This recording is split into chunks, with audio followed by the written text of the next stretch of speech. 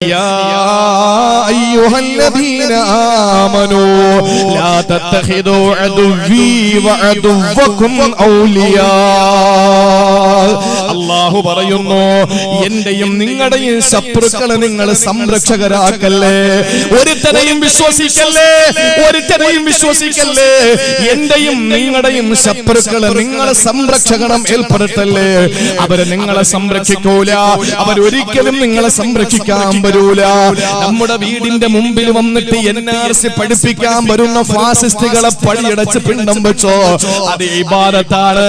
നമ്മുടെ വീട്ടിന്റെ മുമ്പിൽ വരുന്ന ഹിന്ദുക്കൾക്ക് വെള്ളം കൊടുത്തോ, സംഭാരം കൊടുത്തോ, തൈര് കൊടുത്തോ, സാമ്പാർ കൂട്ടി ചോറ് കൊടുത്തോ, 3 ദിവസം നമ്മുടെ വീട്ടിലവർക്ക് പായ വിരിച്ചു കൊടുക്ക. നമ്മുടെ സഹോദരങ്ങളാ, നമ്മുടെ രക്തമാണവര്. ഇവിടത്തെ ഹിന്ദുക്കൾ നമ്മുടെ രക്തമാണ്. അവർക്ക് 3 ദിവസം നമ്മുടെ വീട്ടിൽ ഭക്ഷണം കൊടുത്ത് നിങ്ങൾ ആതിഥേയ മര്യാദ സ്വീകരിച്ചോ. പക്ഷെ ഒരു RSS കാരനെ വീട്ടിൽ കേട്ടരുത്, ഒരു BJP കാരനെ വീട്ടിൽ കേട്ടരുത്. ഇത് അല്ലാഹുവിന്റെ ഖുർആനിന്റെ സമീപനമാണ്. ലാ തത്തഖിദു അദുവി വഅദുവകും ഔലിയാ. എന്റെയും നിങ്ങളുടെയും ശത്രുക്കളെ നിങ്ങളെ സംരക്ഷകരാക്കരുതെന്ന് അല്ലാഹുവിന്റെ പരിശുദ്ധ ഖുർആൻ. എന്റെ പ്രിയപ്പെട്ട സഹോദരങ്ങളെ, സൂക്ഷിച്ചോ. സൂക്ഷിച്ചാ നമ്മളെ ദുഃഖിക്കണ്ട. അല്ലാഹുവിന്റെ റസൂല് പരിചയപ്പെടുത്തിയത് രണ്ടാമത്തെ ശത്രു നിന്നോട് ദേഷ്യമുള്ള മുനാഫിഖാണ്. നമ്മളെ നോക്കുമ്പോ മുസ്ലിം പേരാണ്, നമ്മൾ നോക്കുമ്പോ മുസ്ലിം പേരാണ്. എന്റെ പ്രിയപ്പെട്ട സഹോദരങ്ങളെ, നമ്മുടെ ഇന്ത്യ രാജ്യത്തിന്റെ വിവിധ സംസ്ഥാനങ്ങളിൽ നമ്മുടെ സമൂഹം അനുഭവിക്കുന്ന വേദനകൾ എന്റെയും നിങ്ങളുടെയും ഭാര്യമാരാണ്, എന്റെയും നിങ്ങളുടെയും പെണ്ണന്മാരാണ്, എന്റെയും നിങ്ങളുടെയും പെൺമക്കളാണ് ക്രൂരമായ ബലാത്സംഗങ്ങൾക്ക് ഇരയാക്കപ്പെടുന്നതെങ്കിൽ നിങ്ങൾ സഹിക്കുമോ? ഞാൻ സഹിക്കുമോ? ഇതങ്ങ് ആസാമിലായതുകൊണ്ട്, കാശ്മീരിലായതുകൊണ്ട്, UP-യിലായതുകൊണ്ട് അവര് നമ്മുടെ സഹോദരങ്ങളല്ലാതാകുമോ? ഈ ലൈറ്റ് കണ്ടില്ലേ? ഈ ലൈറ്റിൽ നിന്ന് അടുത്ത ലൈറ്റിലേക്ക്, അവിടെ നിന്ന് അടുത്ത ലൈറ്റിലേക്ക്, ഇവിടെ ഈ വയറിന്റെ ഏതെങ്കിലും ഒരു ഭാഗം ഒന്ന് കട്ട് ചെയ്താൽ ഇവിടത്തെ ഒരു ലൈറ്റും പിന്നെ കത്തൂല. എന്തുകൊണ്ടാണ്? നമുക്ക് കാണാൻ കഴിയാതെ ഈ ലൈറ്റിൽ നിന്ന് അടുത്ത ലൈറ്റിലേക്കുള്ള ഒരു വിദ്യുത് ശക്തിയുടെ പ്രവാഹമുണ്ട്. ആ ഒരു പ്രവാഹമാണ് ഈ ലൈറ്റുകളെ കത്തിക്കുന്നത്. എന്റെയും നിങ്ങളുടെയും ഇടയിൽ ഒരു പരിശുദ്ധ തൗഹീദ് എന്ന ഈമാൻ എന്ന് പറയുന്ന നമുക്ക് കാണാൻ കഴിയാത്ത ഒരു പ്രവാഹം ഇങ്ങനെ ഓടുകയാ. അതുകൊണ്ടാണ് നിങ്ങൾക്ക് വരുന്ന വിഷമം എന്റെ വിഷമമാകുന്നത്. കാശ്മീരിലെ നമ്മുടെ സഹോദരങ്ങൾ, നമ്മുടെ പ്രിയപ്പെട്ടവർ അനുഭവിക്കുന്ന വിഷമങ്ങൾ നമുക്ക് വിഷമമായില്ലെങ്കിൽ നമ്മൾ മോമിനീങ്ങളല്ല, മോമിനീങ്ങളല്ല. നമ്മളത് മനസ്സിലാക്കിയാൽ മതി. അതുകൊണ്ട് പ്രിയപ്പെട്ടവരെ, മുനാഫിഖീങ്ങളെ നമ്മൾ കരുതിയിരിക്കുക. നമ്മളെ മുനാഫിഖീങ്ങളെ കരുതിയിരിക്കുക. നമ്മൾ കൃത്യമായിട്ട്, നമുക്ക് ഒളിച്ചു വെക്കാനൊന്നുമില്ല, നമുക്ക് കള്ളമില്ല, നമുക്ക് കാപട്യമില്ല. അതുകൊണ്ട് തുറന്നു പറയാം എന്റെ പ്രിയപ്പെട്ടവരെ. അബ്ദുള്ള കുട്ടി എന്ന് പറയുന്ന പറയുന്നതിന് ചില ആളുകൾക്ക് വിഷമമുണ്ട് ആ പേര് പറയുന്നതിൽ. ഞാൻ ചില ഭാഗങ്ങളിൽ, ചില സ്ഥലങ്ങളിൽ, കൊല്ലം ജില്ലയിലെ തന്നെ കണ്ണനല്ലൂരിൽ ഞാൻ ഒരു പ്രക്ഷോഭ പരിപാടിയിൽ പങ്കെടുത്ത് സംസാരിക്കുമ്പോൾ ഞാൻ അദ്ദേഹത്തിന് കൊടുത്ത പേര് അബ്ദുള്ള കുട്ടി എന്നല്ല, ദേവദാസ കുട്ടി എന്നാണ്. അബ്ദ് എന്ന് പറഞ്ഞാൽ ദാസൻ, അല്ലാ എന്ന് പറഞ്ഞാൽ ദേവൻ. അപ്പോ അബ്ദുള്ള എന്നതിന് പകരം നബി തങ്ങളുടെ വാപ്പാന്റെ പേരാണല്ലോ. മാത്രമല്ല, അള്ളാഹു ഏറ്റവും കൂടുതൽ ഇഷ്ടപ്പെടുന്ന പേര് അബ്ദുള്ള ആണ് എന്ന് നബി മുഹമ്മദ് മുസ്തഫ.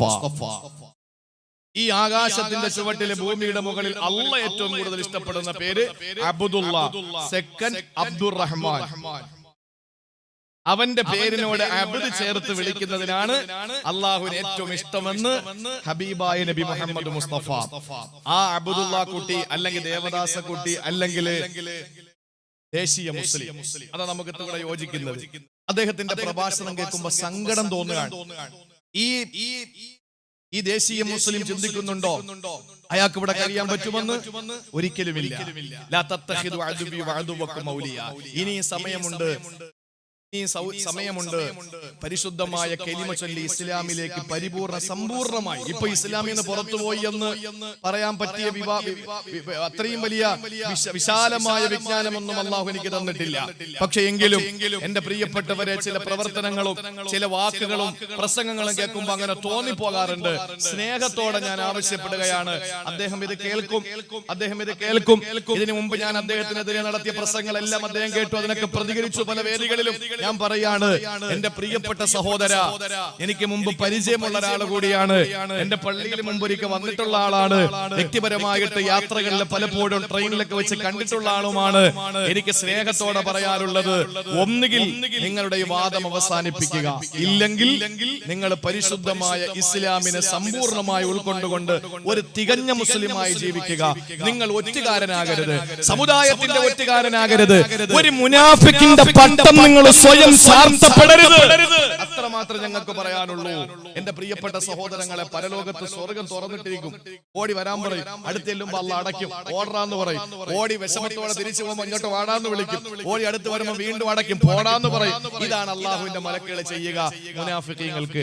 ആ ഒരു അവസ്ഥയിൽ പെട്ടുപോകാതെ എന്റെ അബ്ദുള്ള കുട്ടി ദയവ് ചെയ്ത് ഒന്നുകിൽ നിങ്ങൾ അങ്ങ് BJP ചേർന്നിട്ട് അങ്ങനെ തന്നെ അങ്ങ് ജീവിക്കുക, അല്ലെങ്കിൽ ഇസ്ലാമിലേക്ക് കടന്നു വന്ന് രണ്ട് വള്ളത്തില് രണ്ട് കാല് വെച്ച് ചവിട്ടിയാൽ നമ്മുടെ അര വെച്ച് മുകളിലോട്ട് അങ്ങ് കീറിപ്പോകുന്നതല്ലാതെ ഒരിക്കലും നമുക്ക് സന്തോഷത്തോടെ ജീവിക്കാൻ പറ്റൂല. ഒരിക്കലും നിങ്ങളെ ഇവിടെ നിർത്തി ഞങ്ങളെയൊക്കെ അങ്ങ് പറഞ്ഞു വിടുവെന്ന് ഒരു പേക്കിനാവ് നിങ്ങളെ കാണണ്ട. ഇത്ര മാത്രമേ ഞാൻ പറയുന്നുള്ളൂ. അള്ളാഹുവിന്റെ റസൂല് പറഞ്ഞു, രണ്ടാമത്തെ ഏറ്റവും വലിയ ശത്രു മുനാഫിഖ് യബുഗുഹു, നമ്മളെ എപ്പോഴും ദേഷ്യം പിടിപ്പിക്കുന്ന മുനാഫിഖാണ്. അള്ളാഹു നമ്മളെ കാത്തുരക്ഷിക്കട്ടെ. അള്ളാഹു നമ്മളെ കാത്തുരക്ഷിക്കട്ടെ. ഇനി മൂന്നാമതായിട്ട് റസൂലുള്ളാഹി പറയുകയാണ്, ചുരുക്കി പറയാം, 1 മണിക്കൂറായി, ഇനി 3 ഉണ്ട്. അള്ളാഹുവിന്റെ റസൂല് പറയുകയാണ്, മൂന്നാമത്തെ ശത്രു, മൂന്നാമത്തെ പ്രതിസന്ധി ഏതെന്നറിയോ? മൂന്നാമത്തേത് വഅദൂനി യുഖാതിലൂ. അല്പമൊന്ന് വിശദീകരിക്കേണ്ടതാണ്. നിന്നെ കൊല്ലാൻ നടക്കുന്ന ശത്രുവാണ്, നിന്നെ കൊല്ലാൻ നടക്കുന്ന ശത്രുവാ. എന്റെ പ്രിയപ്പെട്ടവരെ, ചിന്തിച്ചു നോക്ക്. ഹിന്ദുക്കള് ഭൂരിപക്ഷമുള്ള രാജ്യത്ത് മുസ്ലിങ്ങളെ പേടിക്കണ്ടെന്ന് പ്രസംഗിക്കുന്നവര് തന്നെ കോഴിക്കോട് കുറ്റിയാടിയിലെ മുദ്രാവാക്യം മുഴക്കിയതെന്താണ്? ഒറ്റ പള്ളികൾ ഞങ്ങൾ വെച്ചേക്കൂലെന്ന്. ഞങ്ങളുടെ ബാബരി മസ്ജിദ് തട്ടി തകർത്ത് തരിപ്പണമാക്കി വർഷങ്ങളോളം കേസ് നടത്തി ഞങ്ങളുടെ കോടിക്കണക്കിന് രൂപ പോയി. എന്നിട്ടും അവസാനം എല്ലാ ജിയോളജിക്കൽ എവിഡൻസും ഞങ്ങൾക്ക് അനുകൂലമായി. എല്ലാം ഞങ്ങൾക്കാണെന്ന് മനസ്സിലാക്കി ചാനലുകളിൽ നമ്മൾ മാറി മാറി മാറി കണ്ട് അൽഹംദുലില്ലാഹ് ഞങ്ങളുടെ ഇസ്സത്തിന്റെ അടയാളമായ ബാബരി മസ്ജിദ് ഞങ്ങൾക്ക് കിട്ടുമല്ലോ എന്ന് ചിന്തിച്ചു. ഇത് ചെയ്തവരൊക്കെ ക്രിമിനൽ കുറ്റം ചെയ്തവരാണെന്ന് പറഞ്ഞു കോടതി. എല്ലാം പറഞ്ഞ് ഞങ്ങൾ പ്രതീക്ഷയോടെ ശുഭാപ്തി വിശ്വാസത്തോടെ ഇരിക്കുമ്പോ, ഇല്ല നിങ്ങൾക്ക് എവിടെയെങ്കിലും ഇഷ്ടപ്പെടുന്നിടത്ത് 5 ഏക്കർ തരാ പള്ളി തരൂലെന്ന് പറഞ്ഞപ്പോൾ ഏതെങ്കിലും ഒരു മുസ്ലിം ഞാൻ വെല്ലുവിളിക്കുകയാണ്. സാക്ഷര കേരളത്തിലെ ഇവിടത്തെ ജനതയോട് വെല്ലുവിളിക്കുകയാണ്. ഇന്ത്യ രാജ്യത്തെ ജനവിഭാഗത്തെ ഞാൻ വെല്ലുവിളിക്കുകയാണ്. ഏതെങ്കിലും ഒരു കോണിലെ ഏതെങ്കിലും ഒരു മുസ്ലിം ക്ഷേത്രത്തിനെതിരെ മുദ്രാവാക്യം മുഴക്കിയിട്ടുണ്ടോ? ഇല്ല. അങ്ങനെ മുഴക്കുന്നവനെ മുസ്ലിം സമുദായം തന്നെ കൈകാര്യം ചെയ്യും. കാരണം എന്താണ്? അതെന്തുകൊണ്ടാണ്? ഞങ്ങളുടെ പള്ളി പോയതിന്റെ വേദന, ഞങ്ങളുടെ രാജ്യത്തിന് ഏറ്റവും ഒരു ക്ഷതം ഇന്ന് ഞങ്ങൾ അനുഭവിക്കുകയാണ്. ഇനി ഒരു ക്ഷേത്രം കൂടെ തകർത്തിട്ട് മറ്റൊരു സമുദായത്തിനെ കണ്ണീര് കുടിപ്പിക്കാൻ ഞങ്ങൾക്ക് കഴിയൂല. ഇന്ത്യ രാജ്യത്തിന് മറ്റൊരു ദുരന്തം കൂടി വരുത്താൻ ഞങ്ങൾ ആഗ്രഹിക്കുന്നില്ല. പക്ഷെ ഞങ്ങളുടെ പള്ളി പൊളിച്ചവർക്കെതിരെ ഒരു ക്ഷേത്രത്തിൽ നിന്നെങ്കിലും ഞങ്ങൾ അതിനോട് ഏതെങ്കിലും രീതിയിൽ പ്രതിഷേധിച്ചിട്ടുണ്ടോ? ഇല്ല. ഇന്ത്യ രാജ്യത്തിന്റെ എന്തിന് കേരളത്തിന്റെ എത്ര സ്ഥലത്ത് നിന്ന് ഈ ശിലാപൂജ നടത്തിയിട്ട്, ക്ഷേത്രങ്ങളിൽ നിന്ന് പൂജ നടത്തിയിട്ടാണ് അയോധ്യയിലെ രാമക്ഷേത്രം നിർമ്മിക്കാൻ കല്ല് കൊണ്ടുപോകുന്നത്. എവിടെയെങ്കിലും ഏതെങ്കിലും ഒരു അമ്പലത്തിനെതിരെ ഞങ്ങൾ മുദ്രാവാക്യം മുഴക്കിയോ? ഞങ്ങളുടെ പ്രിയപ്പെട്ടവരെ നാട്ടിൽ നാട്ടി ഓടിക്കണമെന്ന് നാടിന്റെ നാനാഭാഗങ്ങളിൽ പ്രസംഗിക്കുന്ന എംബോക്കികൾക്കെതിരെ ഞങ്ങൾ സമരം ചെയ്തതല്ലാതെ ഏതെങ്കിലും ഒരാളെ ഞങ്ങൾ മോശമായ ഏതെങ്കിലും സഭ്യതയില്ലാത്ത വാക്കുകൊണ്ട് അഭിസംബോധന ചെയ്തിട്ടുണ്ടോ? ഇല്ല. പക്ഷെ എന്താ പറയുന്നത്? ഇനി ഒരു പള്ളിയും കേരളത്തിൽ ഉണ്ടാവൂല. അങ്ങനെ പറയുന്നവന്റെ നാവുണ്ടാവൂലെന്നാ നമുക്ക് തിരിച്ചു പറയാനുള്ളത്. എന്റെ പ്രിയപ്പെട്ട സഹോദരങ്ങളെ, കാരണം ഞങ്ങളുടെ ഹബീബ് പറഞ്ഞിട്ടുണ്ട്, നിന്നോട് യുദ്ധത്തിന് വരുന്ന ശത്രുവാണ് നീ മൂന്നാമതായി സൂക്ഷിക്കേണ്ടത്. നിങ്ങൾക്കറിയോ എന്റെ ഹബീബ് സല്ലല്ലാഹു അലൈഹി വസല്ലമ തങ്ങൾ പറഞ്ഞത്? ഈ ഹദീസ് കേൾക്കുമ്പോ എന്റെ ശാസ്താംകോട്ടക്കാരെ ചെറുപ്പക്കാരെ നിങ്ങൾ ഞെട്ടിപ്പോകും, സംശയമില്ല. അല്ലാഹുവിന്റെ റസൂൽ നൂറ്റാണ്ട് 14 മുമ്പ് പറയുകയാണ്, തഅതീകും ബഅദീ, എനിക്ക് ശേഷം നിങ്ങൾക്ക് വരും ഒരു ദുരന്തം. അത് ഏതെന്നറിയോ? എനിക്ക് ശേഷം നിങ്ങൾക്ക് 4 ഫിതനിൻ, 4 ദുരന്തങ്ങൾ വരും, 4 കലാപങ്ങൾ വരും, 4 യുദ്ധങ്ങൾ വരും, 4 പ്രതിസന്ധികൾ നിങ്ങൾക്ക് വരും. അതിൽ ഒന്നാമത്തേത് യുസ്തഹല്ലു ഫീഹ ദിമാ, ഒന്നാമത്തേത് നിങ്ങളുടെ രക്തം ചിന്തപ്പെടുമെന്ന് മുഖ്ബിറെ സാദിഖ് നബി മുഹമ്മദ് മുസ്തഫ. നിങ്ങൾ കൂട്ടക്കശാപ്പ് ചെയ്യപ്പെടും, നിങ്ങളുടെ ശരീരം പീസ് പീസാക്കപ്പെടും.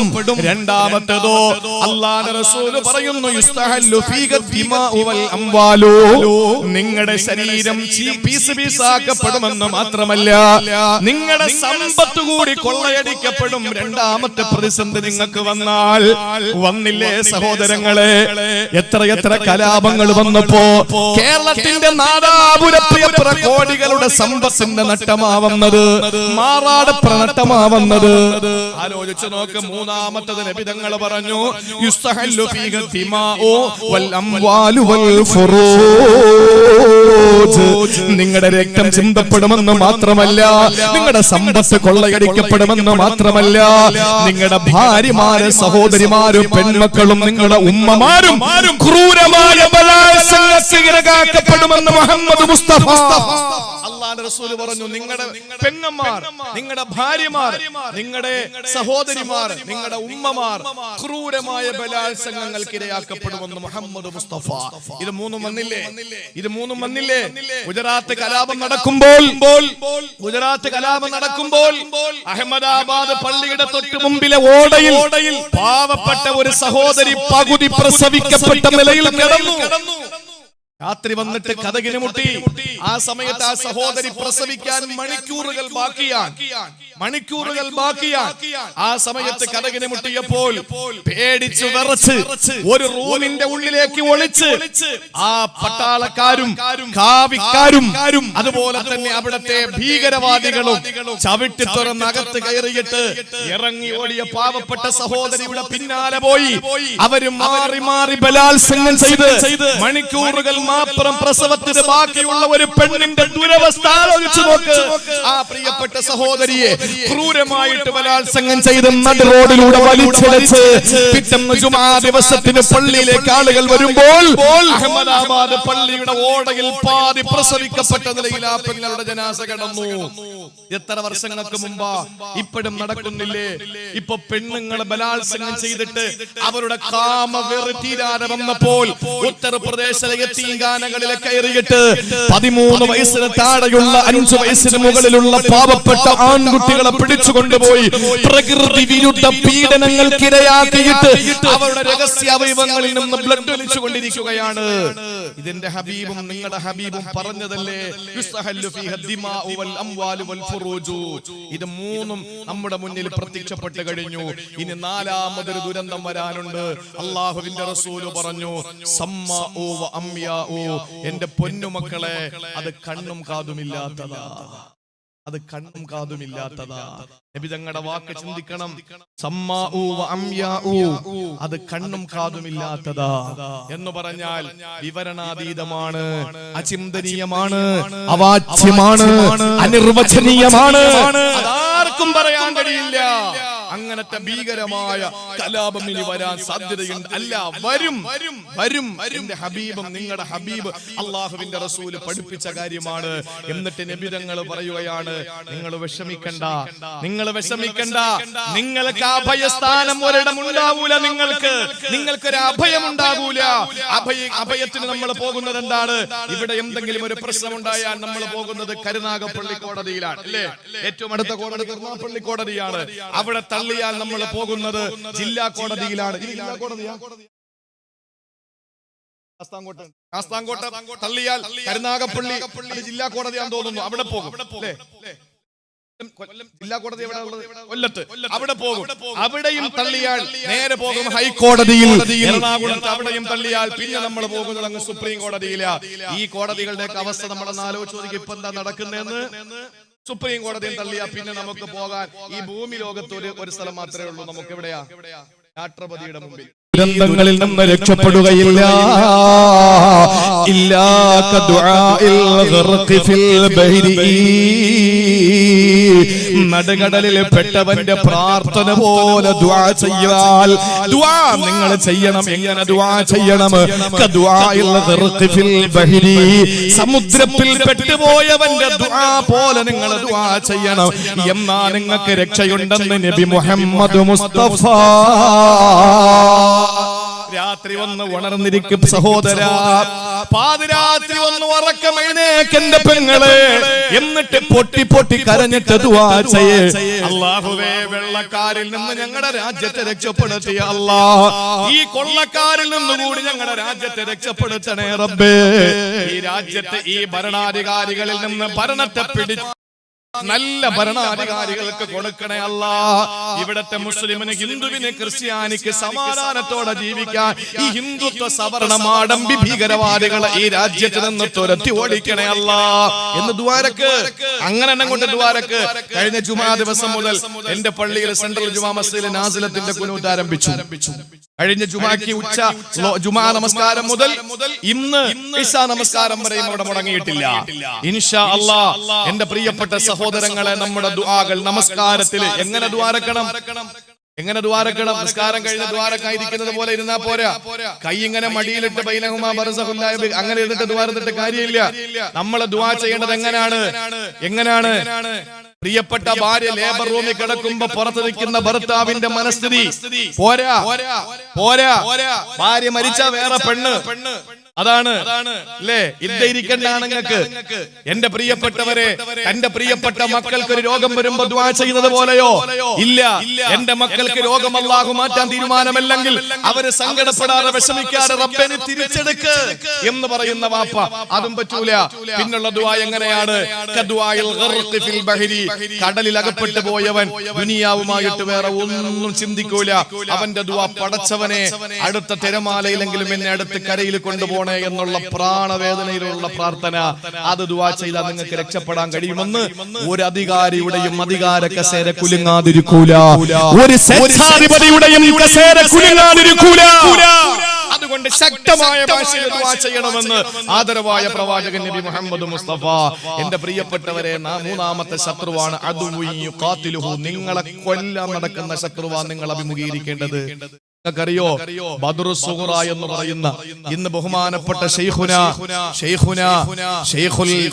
ജാമിഅ മന്നാനിയുടെ മുഹത്തമായ ആദരണീയനായ ഇന്ന് ജീവിച്ചിരിക്കുന്ന ഏറ്റവും വലിയ തസവ്വുഫിന്റെ ഉന്നതമായ മേഖലകളിലേക്ക് കടന്നുപോയി ഇന്നും ഒരു ഫോട്ടോ ഒരു മനുഷ്യന്റെ കയ്യിലില്ലാത്ത ജാമിഅ മന്നാനിയുടെ മുഹത്തമായ എന്റെ പ്രിയപ്പെട്ടവരെ, തമിഴ്നാട് സ്റ്റേറ്റിന്റെയും കേരള സ്റ്റേറ്റിന്റെയും 10,000-കണക്കിന് ആളുകൾക്ക് ആശാ കേന്ദ്രമായ ആദരണീയനായ ശൈഖുനാ എ.ടി. മമ്മിക്കുട്ടി ഹദ്റത്ത് മഹാനവറുകൾ, എന്റെ പ്രിയപ്പെട്ടവരെ, ആറ്റാശ്ശേരി അതിരാമ്പട്ടണം ഉസ്താദ് എന്നൊക്കെ ഞങ്ങൾ വിളിക്കുന്ന ബഹുമാനപ്പെട്ട ഉസ്താദ് അവറുകൾ ഇന്നൊരു 5 മിനിറ്റുള്ള ഒരു വോയിസ് പുറത്തു വിട്ടിട്ടുണ്ട്. നിങ്ങളത് കേൾക്കണം. കേൾക്കാൻ നിങ്ങൾക്ക് വാട്സപ്പ് ഒന്നും കിട്ടിയിട്ടില്ല, നിങ്ങളുടെ മെസ്സേജുകളിൽ നിങ്ങളുടെ ഗ്രൂപ്പുകളിൽ വന്നില്ലെങ്കിൽ അത് ഞാൻ ഇവിടെ പറയാണ്.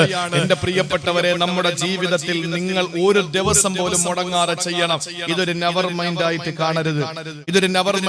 കാണരുത്. സൂറത്തു ആലു ഇമ്രാൻ എടുക്ക്, എന്നിട്ട് അതിന്റെ 173-ാമത്തെ ആയത്തെടുക്ക്. അള്ളാഹുവിന്റെ പരിശുദ്ധമായ ഖുർആൻ 173-ാമത്തെ ആയത്ത് സൂറത്തു ആലു ഇമ്രാനിൽ അള്ളാഹു പറയുന്നത്, അല്ലദീന ഖാല ലഹുമുൻ നാസു ഇന്നന്നാസ ഖദ് ജമഉ ലക്കും ഫഖ്ശൗഹും ഫസാദഹും ഈമാനാ വഖാലൂ ഹസ്ബുനല്ലാഹു വനിഅമൽ വകീൽ. എന്റെ സഹോദരിമാരോട് ഞാൻ പറയാണ്, നമ്മളത് പേടിക്കുന്നതല്ല. അധികാരമുള്ളവൻ എന്തുമാകാം. ഇവിടെ കലാപങ്ങൾ ഉണ്ടാവും. ഒരിക്കലും നമ്മുടെ വീട്ടിൽ വന്ന് നമ്മുടെ മക്കളെ പിടിച്ചിറക്കി നമ്മുടെ പള്ളികൾ തകർക്കുമ്പോ നമ്മൾ ആരും നോക്കി നിൽക്കാൻ നമുക്ക് കഴിയൂല. അപ്പൊ അതുകൊണ്ട് തന്നെ ഇവിടെ കലാപങ്ങൾ ഉണ്ടാവും. ഞങ്ങൾ മരിച്ചാൽ അൽഹംദുലില്ലാ അടുത്ത നിമിഷം മുതൽ ഞങ്ങൾ ജീവിതത്തിൽ അനുഭവിച്ച ത്യാഗങ്ങൾക്ക് പ്രതിഫലം കിട്ടുകയാണ്. അതുകൊണ്ട് മരിക്കാൻ മുസ്ലിമിന് പേടിയില്ല.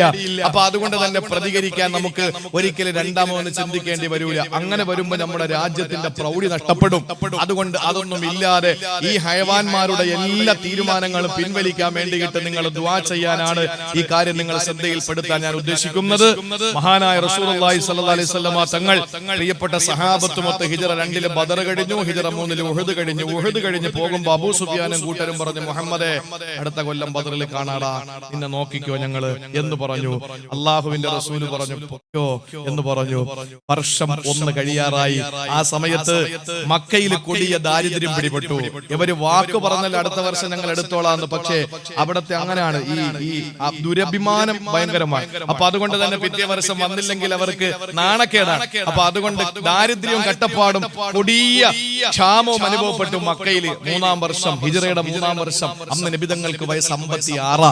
എന്റെ പ്രിയപ്പെട്ട സഹോദരങ്ങളെ, അതുകൊണ്ട് ഒരാളെ വിട്ടിട്ട് പറഞ്ഞു, നീ ചെന്നിട്ട് മുഹമ്മദിനെയും കൂട്ടരെയും ഒന്ന് പേടിപ്പിക്കും, ഞങ്ങൾ എല്ലാ സൗകര്യങ്ങളോടും വരാൻ വേണ്ടി നിൽക്കുകയാണെന്ന് പറ. അവര് പേടിച്ചിട്ട് പിൻവാങ്ങും. അങ്ങനെ പിൻവാങ്ങിയാൽ നമുക്ക് പോണ്ടല്ലോ. നമ്മുടെ കയ്യിലാ കുറവുള്ളത്. ഇപ്പൊ പോയി അടിക്കാനുള്ള മാനസിക ശേഷിയും ശാരീരിക ശേഷിയും പണമോ ഒന്നും നമ്മളതിൽ ഇല്ല.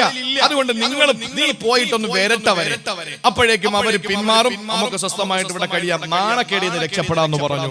അങ്ങനെ ഇയാള് വന്നിട്ട് ചന്തയിലും മാർക്കറ്റിലും ഒക്കെ നിന്ന് സഹാബാക്കളടുത്ത് പറഞ്ഞു, അബൂ സുഫിയാന്റെ നേതൃത്വത്തിൽ വരാൻ പോവാ, ഞാനിപ്പോ അവിടെ നിന്ന് വരികയാണ്, വല്ലാത്ത ഒരു ഭീകരമാണ് മക്കളെ, നടക്കാൻ പോകുന്ന പറയാൻ പറ്റൂല കേട്ടോ, നിങ്ങളെ മൂക്കി കയറ്റിക്കളയും എന്നൊക്കെ പറഞ്ഞ് ഇങ്ങനെ പേടിപ്പിച്ചപ്പോൾ സഹാബാക്കൾ പറഞ്ഞു പോടാ. ഫഖാലു ഹസ്ബുനല്ലാഹു വനിഅമൽ വകീൽ ഫസാദഹും ഈമാനാ. ഇതങ്ങോട്ട് കേൾക്കുമ്പോൾ അങ്ങോട്ട് ഈമാൻ തിളച്ചങ്ങ് പൊങ്ങി സഹാബത്തിന്. അവര് പറഞ്ഞു ഖാലു ഹസ്ബുനല്ലാഹു വനിഅമൽ വകീൽ, അല്ലാഹ് നമ്മ കണ്ടാ പോടാ നിന്റെ ജോലി വെക്കുന്നിട്ടെന്ന് പറഞ്ഞു. അങ്ങനെ നിവർത്തിയില്ലാതെ അവരവിടെ നിന്ന് തിരിച്ചു. നബിയും സഹാബാക്കളും യുദ്ധത്തിന് എല്ലാ സൗകര്യങ്ങളും ഒരുക്കിയിട്ട് ബദറിലെത്തി. ആ ബദറിൽ ഹിജ്റയുടെ 3-ാം വർഷമാണ്. ബദറിലെത്തി 4-ാം വർഷമാണ്. 3-ൽ ഉഹദ് കടന്നു. 4-ാം വർഷമാണ്. 57 വയസ്സ് നബിതങ്ങൾക്ക്. അങ്ങനെ ബദറിലേക്ക് എത്തുന്ന സമയത്തിന്റെ പ്രിയപ്പെട്ട സഹോദരങ്ങളെ, ആ ബദറിലേക്ക് എത്തി. ആ ബദറിന്റെ ഭാഗത്ത് വന്ന് തമ്പടിച്ചു. അവിടെ നിൽക്കുമ്പോ അവര് പാതി വഴിയിൽ വന്ന് പോയ രക്ഷയില്ലെന്നും പറഞ്ഞിട്ട് കുറച്ച് ദിവസം അവര് തിരിച്ചങ്ങ് മക്കയിലേക്ക് പോയി. നബിതങ്ങളും സഹാബാക്കളും 8 ദിവസത്തോളം അവിടെ കഴിഞ്ഞു എന്നാണ് പറയപ്പെടുന്നത്. അഭിപ്രായ വ്യത്യാസം എണ്ണങ്ങളിലുണ്ടെങ്കിൽ പോലും അവിടെ കഴിഞ്ഞ് കൊണ്ടുപോയ സാധനങ്ങളൊക്കെ അവിടെ കച്ചവടം ചെയ്ത് യാത്രക്കാർക്കും വഴിയെ പോകുന്ന കാഫിലകൾക്കൊക്കെ യാത്രക്കാർക്കൊക്കെ കച്ചവടം ചെയ്ത് നല്ല പണം ഉണ്ടാക്കിയിട്ട് തിരിച്ച് നബിതങ്ങൾ വന്നു. അതാണ് ഒരു വിപത്തും അവർക്ക് വന്നില്ല. അള്ളാഹുവിന്റെ ഹബീബ് നല്ല ലാഭം ഉണ്ടാക്കിക്കൊണ്ട് മടങ്ങി പോയി. ഇതാണ് ഈ സൂറയിൽ ഈ ആയത്തുകളിൽ പറയുന്നത്. ഇതിന് പറയുന്ന പേരാണ് ബദർ സുഗ്റ. അതുകൊണ്ട് തന്നെ എന്റെ പ്രിയപ്പെട്ടവരെ, മശായിഖുമാരിൽ നിന്ന് ഇജാസത്ത് കിട്ടിയത്, പ്രത്യേകിച്ച് അബുൽ ഹസൻ ഷാദുലി റളിയല്ലാഹു അൻഹു അടക്കമുള്ള മഹാന്മാരിൽ നിന്ന് പിന്നെ അവരുടെ ഇജാസത്തായി കിട്ടിയ ഒരു കാര്യമാണ്. അള്ളാഹുവിന്റെ ഹബീബിന്റെ പ്രിയപ്പെട്ട ആഷിഖായ നമ്മുടെ ബഹുമാനപ്പെട്ട ഉസ്താദ് അവറുകൾ ഇന്നലെയൊക്കെ വോയിസ് ഇട്ടിട്ടുണ്ട്. എന്റെ പ്രിയപ്പെട്ടവരെ, എല്ലാവരും ശ്രദ്ധയോടെ കേട്ടോളി. ഒരു ഫാത്തിഹ അഷ്റഫുൽ ഖൽഖിന്റെ പേരിൽ ഓതുക, മറക്കരുത്. ഇത് പ്രത്യേകം ഒന്ന് ഓർത്തോളി. ഇലാ ഹളറത്തി റൂഹി നബിയിന മുഹമ്മദിൻ സ്വല്ലല്ലാഹു അലൈഹി വസല്ലം എന്ന് പറഞ്ഞിട്ടൊരു ഫാത്തിഹ ഓതി നബി തങ്ങൾക്ക് ഹദിയ ചെയ്യുക. രണ്ടാമതൊരു ഫാത്തിഹ നമ്മുടെ മാതാപിതാക്കൾ, നമ്മുടെ മശായിഖുമാര്, പ്രത്യേകിച്ച് അസ്ഹാബുൽ ബദറിന് അവർക്ക് വേണ്ടിയിട്ട് നമ്മൾ ഹദിയ ചെയ്തൊരു ഫാത്തിഹ കൂടി ഓതുക. മൂന്നാമത് അബുൽ ഹസൻ ഷാദുലി തങ്ങൾക്ക് വേണ്ടി ഒരു ഫാത്തിഹ ഓതുക. മറന്നു പോകുന്നവർ അത് മറന്നുപോയാൽ ഇനി പറയുന്നത് മറക്കാതിരിക്കുക. എന്നിട്ട് നിങ്ങൾ ഈ ആയത്ത് ഓതുക. ഏതാ? മഹത്തായ സൂറത്ത് ആലി ഇംറാന്റെ ഈ ആയത്ത്. അല്ലദീന ഖാല ലഹുമുൻ 173 മറക്കരുത്. ആലി ഇംറാൻ 173. അല്ലദീന ഖാല ലഹുമുൻ നാസ് ഇന്നന്നാസ ഖദ് ജമഉ ലക്കും ഫഖ്ശൗഹും ഫസാദഹും ഈമാനാ വഖാലു ഹസ്ബുനല്ലാഹു വനിഅമൽ വകീൽ. അവിടെ നിർത്തുക. ഖുർആൻ മടക്കി വെക്കുക. 450 പ്രാവശ്യം 450 പ്രാവശ്യം ഹസ്ബുനല്ലാഹു വനിഅമൽ വകീൽ, ഹസ്ബുനല്ലാഹു വനിഅമൽ വകീൽ, ഹസ്ബുനല്ലാഹു വനിഅമൽ വകീൽ എന്ന 450 പൂർത്തിയാക്കുമ്പോൾ ഖുർആൻ ശരീഫ് വീണ്ടും എടുക്കണം. അതിന്റെ അടുത്ത ആയത്ത് ഫൻഖലബു ബിനിഅമത്തിൻ മിനല്ലാഹി വഫളിൻ ലം യംസസുഹും സൂഉൻ വത്തബഉ റിളവാനല്ലാഹി വല്ലാഹു ദു ഫളിൻ അളീം എന്ന് പറയുന്ന ആയത്ത് 3 പ്രാവശ്യം ഓതി അവസാനിപ്പിക്കുക.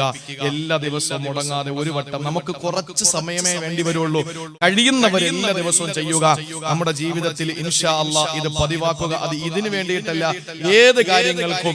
മഅദനി ഉസ്താദ് എന്റെ ഉമ്മയെ സർജറി ചെയ്യാൻ വേണ്ടിയിട്ട് ഹോസ്പിറ്റലിൽ കയറ്റുമ്പോ, ശ്രീചിത്ര മെഡിക്കൽ കോളേജിൽ ഓപ്പറേഷന് കയറ്റുമ്പോ മഅദനി ഉസ്താദ് എന്നോട് വിളിച്ചിട്ട് ഇത് ഓതാൻ പറഞ്ഞു. ഞാൻ ഓതി തീരുമ്പോഴേക്കും ഓപ്പറേഷൻ സക്സസ് ആയി, പരിപൂർണ വിജയം, അൽഹംദുലില്ലാ. ഇതൊക്കെ നമ്മൾ അനുഭവിക്കുന്ന ഏത് പ്രയാസങ്ങൾക്കും ഇത് നല്ലതാണ്. കച്ചവടം നടക്കുന്നില്ലെങ്കിൽ നിയത്താക്കി ഓതിക്കൊല്ലാം എന്ന് പറഞ്ഞാൽ പാപങ്ങൾ വരൂല, വിഷമങ്ങൾ വരൂല, പീഡനങ്ങൾ വരൂല, എന്തും നമുക്ക് രക്ഷപ്പെടാനുള്ള. ഇതൊക്കെ ഖുർആനിലുണ്ട് സഹോദരങ്ങളെ. ഖുർആൻ നെഞ്ചോടങ്ങ് ചേർത്ത് വെച്ചാൽ മതി. ഇതൊക്കെ കളഞ്ഞിട്ട് അപ്പുറത്ത് തട്ടിപ്പോയിട്ട് നിങ്ങൾ ഒന്നും അനുഭവിക്കുന്നില്ല എന്ന് പറയുന്ന എംബോക്കികളെ കാണുമ്പോൾ നമുക്ക് പുച്ഛം തോന്നൂലേ? അതുകൊണ്ട് പ്രിയപ്പെട്ട സഹോദരങ്ങളെ, ഇത് കൃത്യമായി നിങ്ങൾ ഓതിക്കോളി. അള്ളാഹു നമ്മളെ എല്ലാ വിപത്തിൽ നിന്ന് കാത്തുരക്ഷിക്കട്ടെ. 22-ാം തീയതി വരുന്ന വിധി നമുക്ക് അള്ളാഹു അനുകൂലമാക്കി തരട്ടെ. നമുക്ക് വേറെ ഒന്നും വേണ്ട. അവര് എന്നെ ഭരിച്ചോട്ടെ. നിങ്ങൾ എന്നെ ഇതിലായോമിൽ ഖിയാമ ഭരിച്ചോളി. നിങ്ങൾ എന്നെ ആഭ്യന്തരമന്ത്രി, നിങ്ങൾ എന്നെ പ്രധാനമന്ത്രി. തട്ടിപ്പിൽ നിങ്ങൾ വന്നല്ലേ? തട്ടിപ്പിൽ വന്നതല്ലേ? ഇപ്പൊ ബാലറ്റ് പേപ്പർ ഇട്ട് നിങ്ങൾക്ക് വോട്ട് ചോദിക്കാൻ പറ്റുമോ? 4 പേരെ കിട്ടൂലല്ലോ. സ്വന്തം ഭാര്യമാർ ആർക്കും ഇല്ലല്ലോ. ഉണ്ടെങ്കിൽ തന്നെ അവരെ പോലും കിട്ടൂല. നിങ്ങൾക്ക് അവരുടെ വോട്ട് പോലും കിട്ടൂല. ഇത് തട്ടിപ്പിൽ കോടികൾ മുടക്കിയിട്ട് നമ്മൾ ഗൗരവത്തിൽ മനസ്സിലാക്കണം. നമ്മുടെ സമരം ഇനി ഈ NRCയും MPRും അതുപോലെ CAA-ക്കെതിരെ മാത്രമല്ല, നമ്മുടെ സമരം ഇനി ഒന്നുകൂടി നമ്മൾ മുന്നോട്ട് വെക്കണം. ബാലറ്റ് പേപ്പറിലെ ബാലറ്റ് പെട്ടിയിലിടുന്ന ഇലക്ഷനായി മാറണം. ഈ മെഷീൻ സംവിധാനം മാറ്റണം. ഇല്ലെങ്കിൽ എത്ര കാലം കഴിഞ്ഞാലും ഭീകരമായ നിലയിൽ ഭൂരിപക്ഷത്തോടും മൃഗീയ ഭൂരിപക്ഷത്തോടെ അവർ വീണ്ടും വരും, സംശയമില്ല. നമുക്ക് വേണ്ടത് മുസ്ലിം സമുദായത്തിന്റെ വിജയമല്ല, ഇന്ത്യയുടെ വിജയമാണ്. അത് മുസ്ലിമിന്റെ വിജയം കൂടെ തന്നെയാണ്. അള്ളാഹു നമുക്ക് നിലനിർത്തി തരട്ടെ. ഇനിയും നാലാമതൊരു ശത്രുവുണ്ട്. അല്ലാഹുവിന്റെ റസൂൽ പറയുകയാണ്, നാലാമത്തെ ശത്രു പ്രതിസന്ധി ഏതെന്നറിയോ? ഹബീബായ നബി തങ്ങൾ പറയുകയാ, വശൈത്താനു യുദില്ലുഹു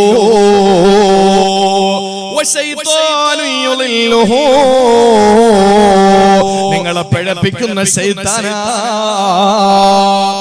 മറക്കല്ലേ, 5 പ്രതിസന്ധികളുടെ നടുവിലാണ്. അൽ മുഅ്മിനു ബൈന ഖംസി ശദായിദ. 5 പ്രതിസന്ധികളുടെ മധ്യയാണ് ഒരു മുഅ്മിൻ. അതിൽ ഒന്ന് അവന്റെ അസൂയക്കാരനായ കൂട്ടുകാരൻ മുഅ്മിൻ തന്നെയാണ്. രണ്ടാമത്തേത് അവനോട് ദേഷ്യം കാണിക്കുന്ന മുനാഫിക്കാണ്. കൂടെ നിൽക്കുമെങ്കിലും അവന് കുഴി തോണ്ടുന്നവനാണ്. മൂന്നാമത്തേതോ അവനോട് യുദ്ധത്തിന് വരുന്ന ശത്രുവാണ്. നാലാമത്തേത് റസൂലുള്ള പറയുന്നത്, നാലാമത്തേത് ശൈത്താനു യുദില്ലുഹു, നിന്നെ പിഴപ്പിച്ചുകൊണ്ടിരിക്കുന്ന ശൈത്താനാണ്. നിന്നെ പിഴപ്പിച്ചുകൊണ്ടിരിക്കുന്ന ശൈത്താനാണ്. ഇതിൽ ഏറ്റവും വലിയ കുഴപ്പമാണല്ലേ? മൂന്നാമത് പറഞ്ഞാൽ നമുക്ക് തിരിച്ചറിയുന്നുണ്ട്, നമ്മൾ വീട്ടിൽ കയറ്റാതിരിക്കുന്നുണ്ട്, പ്രശ്നങ്ങളൊക്കെ നടത്തുന്നുണ്ട്, ഒക്കെ ശരിയാ. പക്ഷേ എന്നിട്ട് പോലും അവനെക്കാളും വലിയ ശത്രുവായ ശൈത്താനെ നമ്മൾ പിടിച്ച് പോക്കറ്റിട്ടിരിക്കാൻ ഇപ്പോഴും. അപ്പൊ നമ്മൾ ഏറ്റവും കൂടുതൽ സൂക്ഷിക്കേണ്ടത് അവരല്ലേ? കേട്ടോ, അള്ളാഹുവിന്റെ മുമ്പിൽ വന്നിട്ട് ശൈത്താൻ പറഞ്ഞു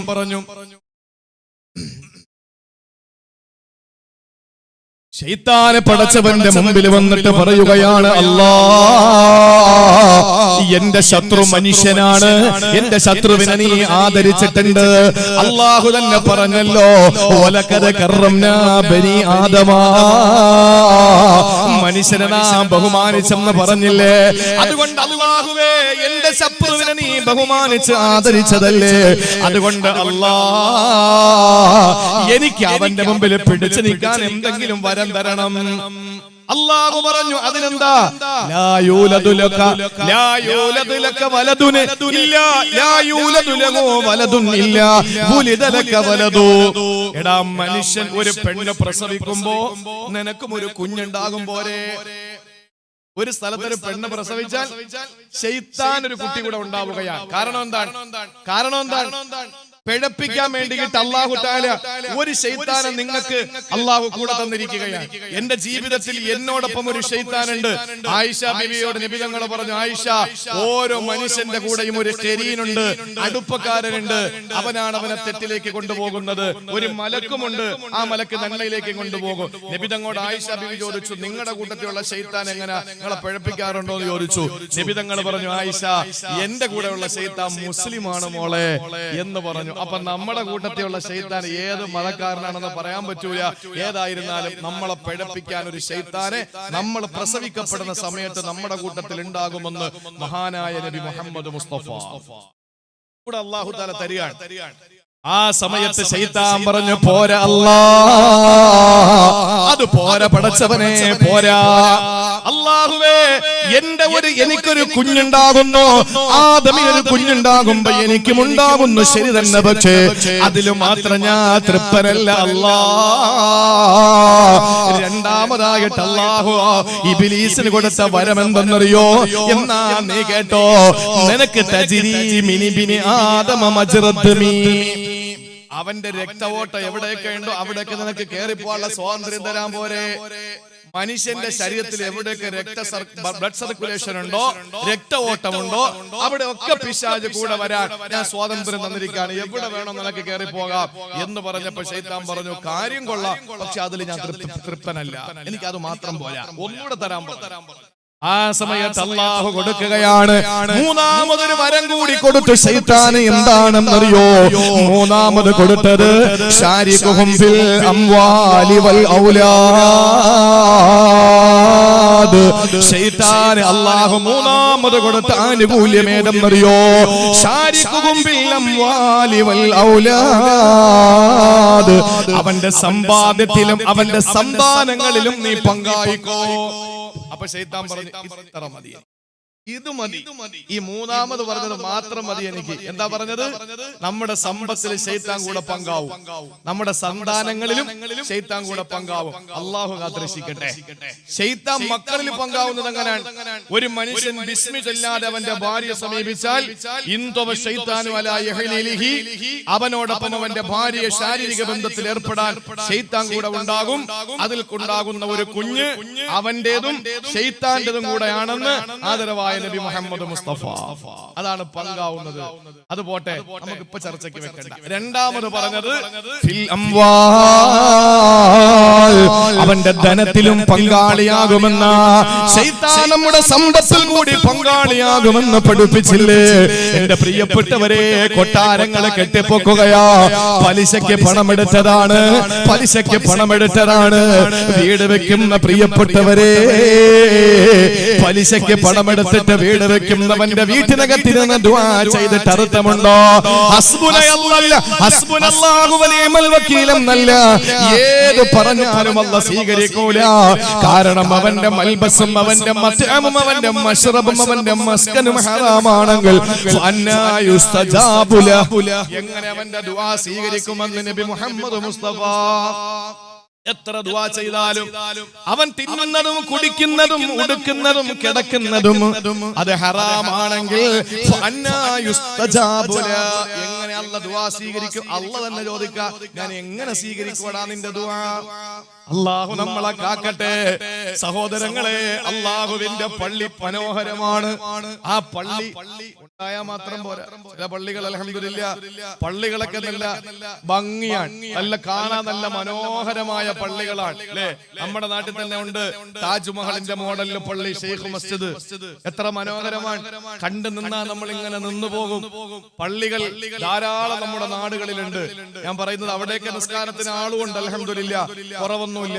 ചില പള്ളികളിൽ പോയി കഴിഞ്ഞാൽ അവസ്ഥ എന്താണെന്നറിയോ? ചില പള്ളികളിൽ പടച്ചവനെ കാണാൻ നല്ല മനോഹരമാണ് പള്ളികൾ, നല്ല രസമുള്ള പള്ളികളാണ്. ചില പള്ളികൾ കാഴ്ചയ്ക്ക് കൗതുകമുള്ളതാ, ജുമയ്ക്ക് പോലും പ്രാവ് നിസ്കരിക്കേണ്ടതാ. പാലില്ല പശുവിന് കാഴ്ചയിൽ രസമുണ്ട്. സഹോദരങ്ങളെ, ചിന്തിച്ചു നോക്ക്, വെറും പ്രൗഢിയിൽ മാത്രം ഫലമയുണ്ട്. പാലില്ല പശുവിന് കാഴ്ചയിൽ രസമുണ്ട്. കാണാൻ നല്ല മനോഹരമായ പള്ളിയാണ്, പക്ഷെ നിസ്കരിക്കാൻ ആളില്ല. ജുമയ്ക്ക് നിസ്കരിക്കാനും പ്രാവ് വേണം. പ്രാവ് കൂട്ടങ്ങളാണ് നിസ്കരിക്കാൻ വരുന്നത്. അങ്ങനെ ആയാ പോരാ. നമ്മുടെ നാട്ടിലുള്ള പള്ളി, ആ പള്ളി എന്റെ പ്രിയപ്പെട്ടവരെ നമ്മുടെ സെക്രട്ടേറിയറ്റ് മന്ദിരമാണ്. നിസ്കരിക്കാൻ മാത്രമുള്ളതാണോ പള്ളി? ഇല്ല, പിരിക്കാനുള്ളതാ പള്ളി. നമ്മുടെ തർക്കങ്ങൾ തീർക്കാനുള്ളതാണ് പള്ളി. മദീനത്തുൻ നബവിയിലെ പിരിച്ചില്ലേ നബിതങ്ങൾ. മുളർ ഗോത്രത്തിൽപ്പെട്ട ഒരു വിഭാഗം ചിഞ്ഞ വേഷം ധരിച്ച് വന്നപ്പോ നബിതങ്ങളെ പള്ളിക്കകത്ത് പിരിവെടുത്തു കൊടുത്തു. വേറൊരു സഹാബി യാചനയ്ക്ക് വന്നപ്പോ വീട്ടിലുള്ളത് തിരിച്ചു പിടിച്ചിട്ട് പള്ളിക്കകത്ത് ലേലം ചെയ്തു നബിതങ്ങൾ. ഇതാർക്ക് വേണം? ഒരാള് വന്നിട്ട് വല്ലതും തരണേന്ന് പറഞ്ഞു. നോക്കുമ്പോ നല്ല തടിമാടൻ, ആരോഗ്യമുണ്ട്. എന്താണ് അഞ്ഞുവാ, എനിക്ക് വേറെ ജോലിയൊന്നുമില്ലേ? ഒരു ജോലിയില്ല. എന്റെ വീട്ടിൽ എന്തുണ്ട്? ഒരു പുതപ്പ് ഒരു പാത്രം എടുത്തോണ്ട് വരാന്ന് പറഞ്ഞു. ഓടിച്ചു വിട്ടു. പുതപ്പും പാത്രം എടുത്തോണ്ട് വന്നപ്പോ രണ്ടും എടുത്ത് വെച്ചിട്ട് നബിതങ്ങൾ ചോദിച്ചു, ഇതാർക്കാ വേണ്ടത്? ഒരു സഹാബി പറഞ്ഞു, രണ്ടും കൂടെ 1 ദിർഹം തരാം. നബി പറഞ്ഞു, പറ്റൂല, ലേലം വിളിക്കുക, 2 ദിർഹം തരാം. എന്നാ പിടിച്ചോ, ബിസ്മില്ലാ. കൊടുത്തു. 2 ദിർഹം വാങ്ങിയിട്ട് പറഞ്ഞു, 1 ദിർഹമിന് നീ ഒരു കോടാലി വാങ്ങ്. 1 ദിർഹം കൊടുത്തൊരു കോടാലി വാങ്ങ്. എന്നിട്ട് 1 ദിർഹമിന് അത്യാവശ്യത്തിനുള്ള സാധനം വാങ്ങിക്കൊള്ളാൻ പറഞ്ഞു. ആ കോടാലി കൊണ്ടുപോയി ഒരാഴ്ച കാട്ടിൽ പോയി വിറക് വെട്ടി പുല്ല് പറിച്ച് മാർക്കറ്റിൽ കൊണ്ടുവന്ന് കച്ചവടം നടത്തിയിട്ട് ഒരാഴ്ച കഴിഞ്ഞ് കാണാൻ പറഞ്ഞു. ഒരാഴ്ച കഴിഞ്ഞിട്ട് വന്ന് നബിതങ്ങളെ കണ്ടിട്ട് പറഞ്ഞു, നബിയേ, ഇപ്പൊ എന്റെ അധ്വാനത്തില് എനിക്ക് കിട്ടുന്ന ആ ഫലം, എനിക്ക് കിട്ടുന്ന പൈസ, അതിൽ വല്ലാത്ത ഒരു സുഖമുണ്ട് നബിയേ എന്ന് പറഞ്ഞു. ദരിദ്രനായ ഒരു മനുഷ്യൻ യാചനയ്ക്ക് വന്നപ്പോ അവന്റെ ആരോഗ്യ സംരക്ഷണത്തിന് തിരികെ ഒരു കോടാലി കൊടുത്ത് മടക്കി വിട്ട് അവനെ ഏറ്റവും നല്ലൊരു വ്യവസായിയാക്കി മാറ്റിയ ലോകത്തിന്റെ ഏറ്റവും നല്ല കാരുണ്യത്തിന്റെ പ്രതീകമാണ് നബി മുഹമ്മദ് മുസ്തഫ. പ്രിയപ്പെട്ട സഹോദരങ്ങളെ, മദീനത്തുൻ നബവി നമ്മുടെ പള്ളികളൊക്കെ ഇസ്ലാമിന്റെ സെക്രട്ടറിയേറ്റ് ആണ് എന്ന് പറഞ്ഞാൽ നമ്മുടെ തർക്കങ്ങൾ അതിനകത്ത് തീർക്കണം. പള്ളിക്കകത്ത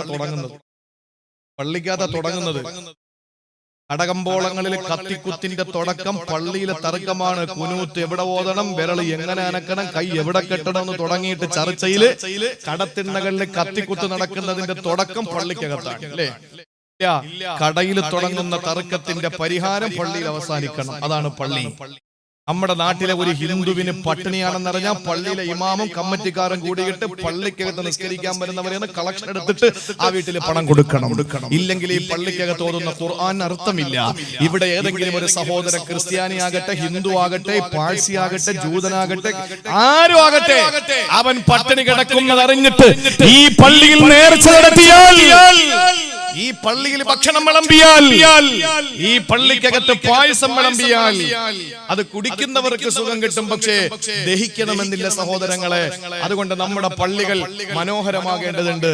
അള്ളാഹു അനുഗ്രഹിച്ച് എവിടെ തിരിഞ്ഞാലും നമ്മുടെ ഈ പ്രദേശങ്ങൾ, കരുനാഗപ്പള്ളി, ഇങ്ങനെ ശാസ്താംകോട്ട ഈ ഭാഗങ്ങളിൽ ചക്കുവള്ളിക്ക് കഴിഞ്ഞാൽ അൽഹംദുലില്ലാ പിന്നെ അങ്ങോട്ട് പള്ളികളാണ്. പക്ഷെ നമസ്കാരത്തിന് നമ്മുടെ ചെറുപ്പക്കാർ പോണം. ഈ കാലഘട്ടം വളരെ മോശമാണ്. അതുകൊണ്ട് നമ്മളത് നന്നാകി അള്ളാഹു തൗഫീക്ക് നൽകി അനുഗ്രഹിക്കുമാറാവട്ടെ. അതുകൊണ്ട് ഞാൻ പറയാണ്, നമ്മുടെ മുന്നിലുള്ള 4ാമത്തെ ശത്രു ശൈത്താനു യുളില്ലുഹു, നമ്മളെ പഴപ്പിക്കുന്ന ശൈത്താനാണ് എന്ന് ആദരവായ പ്രവാചകൻ നബി മുഹമ്മദ് മുസ്തഫ. നമസ്കാരത്തിൽ നിന്ന് അലസതയോടെ മാറ്റി നിർത്തുന്ന ശൈത്താന്റെ ജോലിയാ. കാരണം നിന്റെ പണത്തിലും നിന്റെ സമ്പാദ്യത്തിലും ശൈത്താൻ കൂടെ ഷെയറാണ്. അവനും കൂടെ നിന്റെ കച്ചവടത്തിൽ പങ്കാണ്. അതുകൊണ്ട് തന്നെ നിന്നെ പിഴപ്പിച്ചുകൊണ്ടിരിക്കാൻ അള്ളാഹു നമ്മളെ കാത്തുരക്ഷിക്കട്ടെ. നമസ്കാരം കഴിഞ്ഞേ ഉള്ളൂ ബാക്കി എന്തും. എന്റെ പ്രിയപ്പെട്ടവരെ, നമസ്കാരം കഴിഞ്ഞേ ഉള്ളൂ ബാക്കി എന്തും. ഇനി നിങ്ങൾ പെണ്ണിനെ കെട്ടിച്ചു, ശരി, ചില ആളുകൾ പറയുന്നത് എന്താ, ഞാൻ പെണ്ണിനെ കെട്ടിച്ചില്ലേ, പള്ളിക്ക് കൊടുത്തില്ലേ, പള്ളി വെച്ചു കൊടുത്തില്ലേ, നോമ്പ് പിടിക്കുന്നില്ലേ, ഇഫ്താർ നടത്തുന്നില്ലേ, ഒക്കെ ചെയ്യുന്നുണ്ട്. ശരിയാണ്. എന്റെ പൊന്നാര സഹോദരങ്ങളെ, ഇതെല്ലാം കൊണ്ട് വണ്ടി വിളിച്ച് നേരെ സ്വർഗത്തിന്റെ മുമ്പിൽ പോയിട്ട് ഇങ്ങനെ നിൽക്കാനേ പറ്റുള്ളൂ. കാരണം താക്കോലെടുത്തില്ല, ചാവി കയ്യിലില്ല, എങ്കിലല്ലേ തുറന്ന് കയറാൻ പറ്റൂ. ചാവി ഏതാ? അസ്സലാത്തു മിഫ്താഹുൽ ജന്ന, സ്വർഗത്തിന്റെ താക്കോല് നിസ്കാരമാണെന്ന് നബി മുഹമ്മദ് മുസ്തഫ. അപ്പൊ അതുണ്ടെങ്കിലേ അകത്തോട്ട് കയറാൻ പറ്റുള്ളൂ. ഇനി വേറെ എന്തില്ലെങ്കിലും നമുക്ക് കയറാൻ പറ്റുമോ എന്ന് തന്നെ നമുക്ക് പ്രതീക്ഷിക്കാം, നിസ്കാരം ഉണ്ടെങ്കിൽ. കാരണം ആദ്യ നിർബന്ധമായത് നിസ്കാരം, ഏറ്റവും അവസാനം നമ്മളിൽ നിന്ന് നഷ്ടപ്പെടുന്നത് നിസ്കാരം, ഏറ്റവും ആദ്യം ഖബർ ചോദ്യം ചെയ്യപ്പെടുന്നത് നിസ്കാരം. ആകെ നമുക്ക് അധികമായി ചെയ്യാൻ കഴിയുന്ന നിസ്കാരമല്ലേ ഉള്ളൂ. ആയുസിൽ ഒറ്റവട്ട ഹജ്ജ് ഉംറയും, വർഷത്തിൽ ഒരിക്കൽ നോമ്പ്, വർഷത്തിൽ ഒരിക്കൽ ഉണ്ടെങ്കിൽ സക്കാത്ത്. പിന്നെന്താ നമ്മൾ അള്ളാഹു കൊടുക്കുന്നത്? 24 മണിക്കൂർ 24 മിനിറ്റ് അള്ളാഹുവിന് 17 റക്അത്ത് ഇതല്ലേ കൊടുക്കുന്നുള്ളൂ. അപ്പൊ അതുകൊണ്ട് അതും ഇല്ലെങ്കിൽ പിന്നെ നമ്മളാരാ? والعاديات ضبحا فالموريات قدحا فالمغيرات صبحا فاخرن به نقعا فوسطن به جمعا ان الانسان ربه لكنود. പ്രഭാതമാകുമ്പോൾ പൊടിപടലങ്ങൾ പാടിപ്പിച്ച് പടർക്കളത്തിലേക്ക് പാഞ്ഞെടുക്കുന്ന പടക്കുതിരയെ തന്നെയാണ് സത്യം. ഇന്നൽ ഇൻസാന ലറബ്ബിഹി ലകനൂദ്, അവൻ നന്ദി കെട്ടവനാണ്, മനുഷ്യൻ നന്ദി കെട്ടവനാണ്. വഇന്നഹു അലാ ദാലിക ലശഹീദ്, അവന്റെ വിഷയത്തിൽ അവൻ ഇതിലൊക്കെ സാക്ഷിയാണെന്ന് പറഞ്ഞാൽ വീട്ടിൽ അണ്ണാച്ചി പാല് ഇറക്കാൻ വരുമെങ്കിൽ അവന് പ്രത്യേക റൂം കൊടുത്ത് കിടക്കാൻ വസ്ത്രം കൊടുത്തു, ഭക്ഷണം കൊടുത്തു. ഒരു ദിവസം അവൻ കിടന്ന് ഉറങ്ങി, പാല് കറന്നില്ല, നമ്മൾ അന്ന് അവന് ആഹാരം കൊടുക്കൂല. ഇല്ലേ? അള്ളാഹുവിന് നമ്മൾ സുജൂദ് ചെയ്യാതിരുന്നാലും അള്ളാഹു ഇരട്ടി ഇരട്ടി ഭക്ഷണം തരുന്നു. നിസ്കരിച്ചിട്ട് കല്യാണം കഴിഞ്ഞ് നിസ്കരിച്ചിട്ട് ആടിത്തുരത്തി പോകുന്നവന് ചാപ്പാട് നഹി. ഇത് നിസ്കാരം ഇല്ലാതെ കല്യാണം കഴിഞ്ഞവനെ എടുത്തു പിടിച്ച് ഓടി പോകുന്നവന് 2 പ്ലേറ്റ് ബിരിയാണി. ഇല്ലേ? അള്ളാഹു നമുക്ക് ചെയ്യാത്തവന് അധികം തരും, ചെയ്യുന്നവനല്ല കൊടുക്കുകയില്ല. അതാണ് പടച്ചവൻ, അതാണ് പടച്ചവൻ. നമ്മളാണെങ്കിലോ ചെയ്യാതിരുന്നാ കൊടുക്കൂല, ചെയ്താൽ നമ്മൾ അധികം കൊടുക്കും. ഇതാണ് അള്ളാഹ് അങ്ങനല്ല. അതുകൊണ്ട് ഇവിടെ കിട്ടുന്നതെന്ന് കാര്യമാക്കണ്ട എന്റെ പ്രിയപ്പെട്ട സഹോദരങ്ങളെ. നമ്മുടെ ഇബാദത്തുകൾ നമ്മൾ കാര്യമാക്കുക. നിസ്കാരം ഒരു ലഹരിയാകട്ടെ. നമ്മുടെ നമസ്കാരം നമുക്ക് ലഹരിയായി കഴിഞ്ഞാൽ കള്ളുഷാപ്പിലെ കള്ളുകുടിയന്മാരും വ്യഭിചാരശാലയിലെ വ്യഭിചാരികൾ പോകുമ്പോൾ അവർക്ക് കിട്ടുന്ന സുഖത്തെക്കാൾ സുഖം ഏറ്റവും മാമരം കോച്ചുന്ന തണുപ്പത്ത് ഐസ് വെള്ളം കൊണ്ട് ഒന്നുവെടുക്കുമ്പോൾ 2 റക്അത്ത് നിസ്കരിക്കുമ്പോൾ ഞങ്ങൾക്ക് കിട്ടുന്നു എന്ന് പറഞ്ഞത് സൂഫിയാക്കളാണ്. അള്ളാഹു നമ്മളെ ആ ഒരു അർത്ഥത്തിൽ എത്തിക്കുമാറാവട്ടെ. നിസ്കരിക്കുന്ന സഹോദരൻ, ഞാൻ എന്റെ FB-യിൽ പോസ്റ്റ് ചെയ്തിട്ടുണ്ടായിരുന്നു. ഒരു മത്സരം നടക്കുന്ന, ഒരു യൂത്ത് ഫെസ്റ്റിവൽ നടക്കുന്ന ഒരു കോളേജിലെ ഒരു സ്കൂളിലെ ഒരു പെൺകുട്ടി അല്ലാഹുവേ ആഗ്രഹിച്ചു പോയി, ആ മോള് നമ്മുടെ മോളായിരുന്നെങ്കിലും, നമുക്ക് ജനിച്ച മകളായിരുന്നെങ്കിലെന്ന്. കൂട്ടുകാരികളൊക്കെ കളിക്കുന്നു, പാടുന്നു, ആടുന്നു, ചാടുന്നു, ഓടുന്നു. അതിനിടയിൽ ഒരു കാർട്ടൂണിന്റെ ഒരു ഭാഗം വിരിച്ചിട്ട് പൊന്നുമോള് നിന്ന് നിസ്കരിക്കാം, 7 വയസ്സുണ്ടാവൂല. ആലോചിച്ചു നോക്കിയേ. കാണുമ്പോ ആ മകൾക്ക് എന്ത് സമ്മാനം കൊടുക്കുമെന്ന് നമ്മൾ ആശങ്കപ്പെട്ടു. അള്ളാഹു നമ്മുടെ മക്കളെയൊക്കെ അങ്ങനെ ആക്കി തരട്ടെ. നിസ്കാരം നമുക്കൊരു ലഹരിയായാൽ അത് നിസ്കരിച്ചില്ലേ ഒരു വിറയല് വരും. കുടിച്ചില്ലെങ്കിൽ ചില ആളുകൾക്ക് വിറയല് വരും. ഈ ബീഡി വലിക്കുന്നവർക്ക് സമയാമം വലിച്ചില്ലെങ്കിൽ വിറയല് വരുന്നത് പോലെ നിസ്കാരം കൃത്യമായി ചെയ്യുന്നവന് ആ സമയത്ത് നിസ്കരിക്കാൻ പറ്റില്ലാത്തൊരു വിറയല് വരും. അങ്ങനെ ഒരു ലഹരിയിലേക്ക് നമുക്ക് എത്തിച്ചേരണം. അതിന് ശൈത്താനെ അല്ലാഹു തആല നശിപ്പിക്കാനുള്ള എല്ലാ അവസരങ്ങളും അല്ലാഹു നമുക്ക് തരട്ടെ. ഇനി 5ാമതൊരു പ്രതിസന്ധിയുണ്ട്. അത് പറയുമ്പോഴേക്കും 11 ആവും. 9 മണി 11 ഇൻഷാ അല്ലാഹ് നമ്മൾ ദുആ ചെയ്തു. 5ാമതായി അല്ലാഹുവിന്റെ റസൂൽ പറഞ്ഞ പ്രതിസന്ധി ഏതാ? 5ാമതായി റസൂലുള്ളാഹി പറഞ്ഞ പ്രതിസന്ധി ഏതാ? ഈ പറഞ്ഞ 4 ഭീകരമാണ്. അസൂയക്കാരനായ വിശ്വാസിയേക്കാൾ, ഏറ്റവും വലിയ കോപമുള്ള മുനാഫിക്കിനേക്കാൾ, നിന്നെ കൊല്ലാൻ നടക്കുന്ന ശത്രുവിനേക്കാൾ, നിന്റെ ഏറ്റവും വലിയ പിഴപ്പിക്കുന്നതിന്റെ പിന്നിൽ പ്രവർത്തിക്കുന്ന പിശാചിനേക്കാൾ ഏറ്റവും വലിയ ശത്രുവാണ് 5. വനഫ്സുനു തുഗ്വി, വഴല് തീർന്നിട്ട് പോകാമെന്ന് നിന്നോട് മലക്ക് പറയുമ്പോ ഇല്ല ഞാൻ പോകുന്നു എന്ന് പറഞ്ഞിട്ട് നിന്റെ ശരീര ഇച്ഛ നിന്നെ കൊണ്ടുപോകുമ്പോ അതാണ് 5ാമത്തെ ശത്രു. ഒന്ന് സുബഹിക്ക് എഴുന്നേക്കാമെന്ന് ചിന്തിക്കുമ്പോ മനസ്സ് പറയുന്നു വേണ്ട, നല്ല തണുപ്പല്ലേ, കുറച്ച് കഴിഞ്ഞേക്കാം. അലാറം കേട്ടു, 5 മിനിറ്റ് ഇടവിട്ട് അലാറം കേൾക്കുമ്പോ ഓഫാക്കി വെച്ച് നീ എഴുന്നേറ്റത് 8 മണിക്കാണ്. സുബ്ഹാനല്ലാഹ്, എല്ലാ ശത്രുവിനേക്കാളും ഭീകരനായ ശത്രു നിന്റെ ശരീര ഇച്ഛയാണ്. അല്ലാഹുവിന്റെ ഖുർആൻ പറഞ്ഞല്ലോ, അമ്മാ മൻ ഖാഫ മഖാമ റബ്ബിഹി, അല്ലാഹുവിന്റെ മുമ്പിൽ നിൽക്കുന്നതിനെ ഭയപ്പെടുന്ന ഒരാൾ, വനഹൻ നഫ്സാനിൽ ഹവാ, അവന് ശരീര ഇച്ഛയോട് പോരാടി വിജയിച്ചു കഴിഞ്ഞാൽ ഇന്നൽ ജന്നത ഹിയൽ മഅവാ, അവൻ അഭയസ്ഥാന ജന്നത്തുൽ മഅവാ, അഭയസ്ഥാന സ്വർഗമാണത്രേ. കൈകൊണ്ട് തൊട്ടാ പൊട്ടിച്ചിരിക്കുന്ന മണിവീണ കമ്പികളുടെ നാദം കൊണ്ട് മുഖരിതമായ അല്ലാഹുവിന്റെ സുഖലോലുപ സ്വർഗം നിനക്ക് അഭയമാ. എന്തു ചെയ്താൽ, നിന്റെ ശരീര ഇച്ഛയ്ക്ക് കടിഞ്ഞാണിട്ടാൽ, നിന്റെ ശരീര ഇച്ഛയ്ക്ക് കൂച്ചുവലങ്ങിട്ടാൽ, നിന്റെ ശരീര ഇച്ഛയെ പിടിച്ചു നിർത്തിയാൽ, നിന്റെ മനസ്സെന്ത് പറയുന്നോ അതിന് വിരുദ്ധമായി നീ ചെയ്താൽ, അനസെന്ന സഹാബിയാണോ സംശയമുണ്ട്.